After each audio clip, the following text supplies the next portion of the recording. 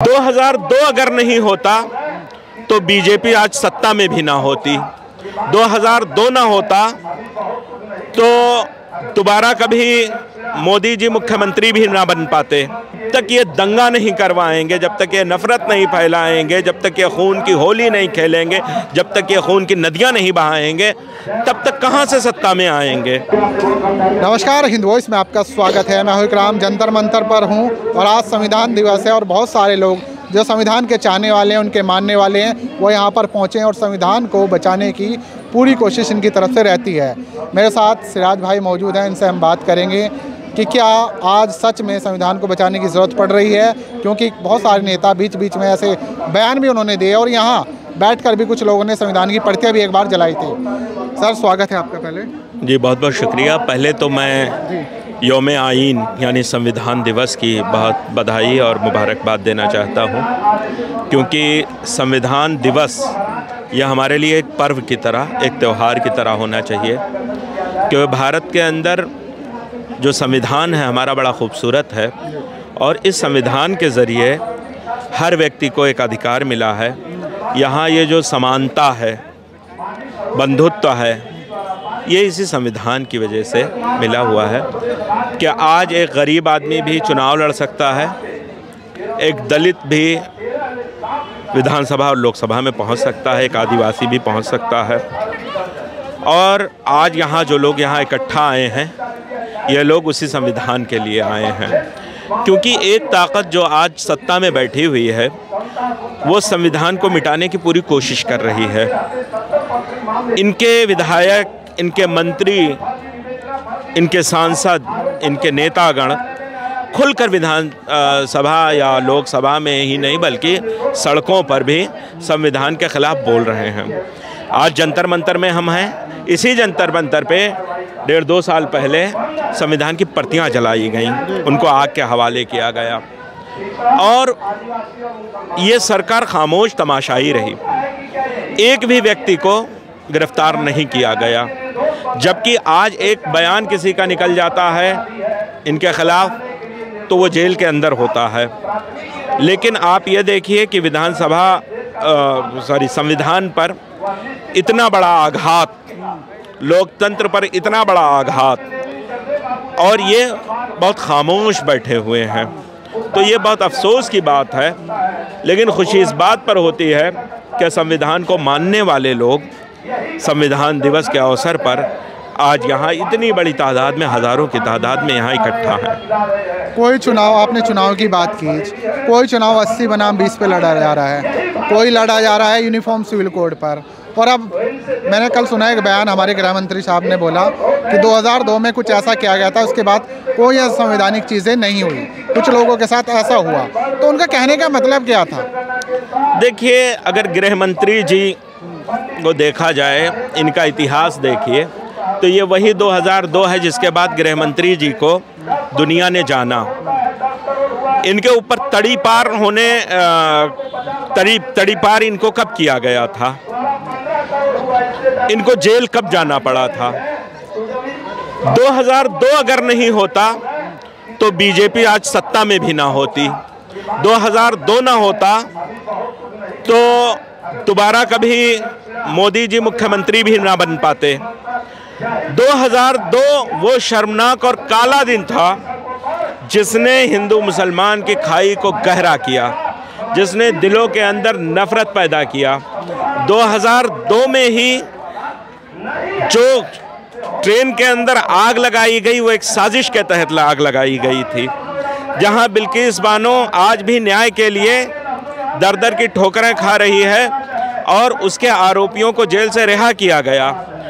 तो ये तो इनकी पूरी साजिश है। जब तक ये दंगा नहीं करवाएंगे, जब तक ये नफरत नहीं फैलाएंगे, जब तक ये खून की होली नहीं खेलेंगे, जब तक ये खून की नदियां नहीं बहाएंगे, तब तक कहां से सत्ता में आएंगे। तो ये सारी दुनिया जानती है और उसी को उन्होंने कबूल किया है कि देखो 2002 में हमने जो किया उसकी वजह से हम आज यहाँ हैं। और आज हम वो कानून बना रहे हैं कि 9 बार 10 बार का विधायक, जो एक बार सांसद रहा है, जो राज्यसभा का मेंबर रहा है, झूठे आरोपों में उसको जेल के अंदर हम सड़ा रहे हैं।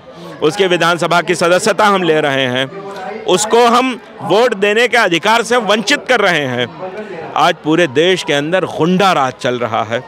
बुलडोज़र जिसके घरों पर चाह रहे हैं आप, उसके घरों पर बुलडोज़र चला रहे हैं। आप संवैधानिक बातें कर रहे थे अभी थोड़ी देर पहले, और ये असंवैधानिक चीज़ें हो रही हैं। चुनाव आयोग मौजूद है, सुप्रीम कोर्ट मौजूद है, क्यों संज्ञान नहीं ले रहा? देखिए, जब राजा के मातहत सारे लोग हो जाते हैं, जब सीबीआई से लेकर जितनी भी एजेंसियां हैं वो सरकारी मशीनरी बन जाती है, तो आप न्याय की उम्मीद कैसे कर सकते हैं?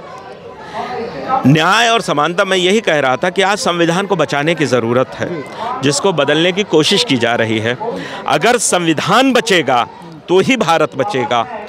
और हम ये आह्वान करते हैं, हम ये अपील करते हैं, गुजारिश करते हैं लोगों से कि आप संविधान के लिए मजबूती से खड़े हो जाइए। अगर एक बार ये संविधान को बदलने में कामयाब हो गए तो आप देश को नहीं बचा पाएंगे। ये पूरा का पूरा देश आज बेचने की पूरी योजना तैयार हो चुकी है, धड़ाधड़ बेच रहे हैं। नीरव मोदी, मेहुल चौकसी, विजय माल्या जैसे लोग हज़ारों लाखों करोड़ों रुपया लेकर भाग रहे हैं और ये चंद हाथों को मजबूत कर रहे हैं। आज खड़े होइए आप संविधान को बचाने के लिए। संविधान बचेगा, देश बचेगा, आपके अधिकार बचेंगे, आपके बच्चों के अधिकार बचेंगे, देश का सौहार्द बचेगा, देश में खुशहाली आएगी, ये चमन गुलजार हो जाएगा। अगर संविधान नहीं बचेगा तो यकीन मानिए कि बहुत बुरे दिन आने वाले हैं। ठीक है सर, सत्ताधारी पार्टी जो कर रही है, आपने काफ़ी कुछ कहा, विपक्ष क्या कर रहा है? आखिरी सवाल में, उसकी ड्यूटी नहीं बनती कि वो संविधान पे आँच आने वाले को अपने ऊपर ले? देखिए, इस बात का अफसोस हमें बहुत ज़्यादा है कि हम पिछले 10 सालों से देख रहे हैं जो विपक्ष की भूमिका है वो किसी अपाहिज की तरह है। हमने देखा इसी देश के अंदर नोटबंदी आई, जीएसटी, इसी देश के अंदर लॉकडाउन आया, इसी देश के अंदर स्टूडेंट सड़कों पर आए, इसी देश के अंदर किसान सड़कों पर आया, इसी देश के अंदर महिलाएं जलाई गईं, इसी देश के अंदर आबरूरेजियां होती रहीं, इसी देश के अंदर जवानों को काटा गया, इसी देश के अंदर झबुआ भी हुआ, इसी देश के अंदर पुलवामा भी हुआ, इसी देश के अंदर हमारा आदिवासी मारा जाता रहा। लेकिन ये तमाम पार्टियां खामोश बैठी रहीं, तमाशाई रहीं। जब जब चुनाव आया तब तब ये निकल कर मैदान में आई। आज मुझे बड़े अफसोस के साथ कहना पड़ रहा है, एक बड़ी पार्टी है जो देश के अंदर भारत जोड़ो यात्रा निकाल रही है। इस भारत जोड़ो यात्रा की ज़रूरत आज नहीं, बल्कि आज से 6 साल 8 साल पहले थी। आपकी ज़रूरत मैदान में उस वक्त थी जब लोग नोटबंदी के वक्त लाइनों में खड़े होकर मर रहे थे। आपके मैदान में आने की ज़रूरत उस वक्त थी जब किसान सर्दियों से मर रहा था। आपके सड़क पर आने की ज़रूरत उस वक्त थी जब महिलाएं चीख रही थीं। आपके सड़क पर आने की ज़रूरत वो थी जब छोटा व्यापार ख़त्म हो रहा था, जब स्टूडेंट सड़कों पर था। लेकिन अफसोस है कि आप बहुत देर से जागे हैं। ईश्वर करे कि इसी तरीके से आज ही देर से सही, लेकिन आप ईमानदारी से खड़े हों और पूरे विपक्ष एक साथ आएं, क्योंकि ये जो ताकतें हैं ये इतनी मजबूत ताकतें हैं जिनको हराने के लिए बहुत मजबूती से आना पड़ेगा। इनके पास शाम दाम दंड भेद सारी चीज़ें हैं। आपको भी वही हथियार अपनाने पड़ेंगे, लेकिन ईमानदारी के साथ ही फाशिज्म का मुकाबला किया जा सकता है। बहुत बहुत शुक्रिया सिराज भाई। ये थे सिराज भाई हमारे साथ। आप लोग इनकी बात से कितना इत्तेफाक रखते हैं नीचे कमेंट कर सकते हैं, वीडियो को ज़्यादा से ज़्यादा शेयर कर सकते हैं। किसी और खबर में आपसे मुलाकात होगी, तब तक के लिए दीजिए इजाज़त।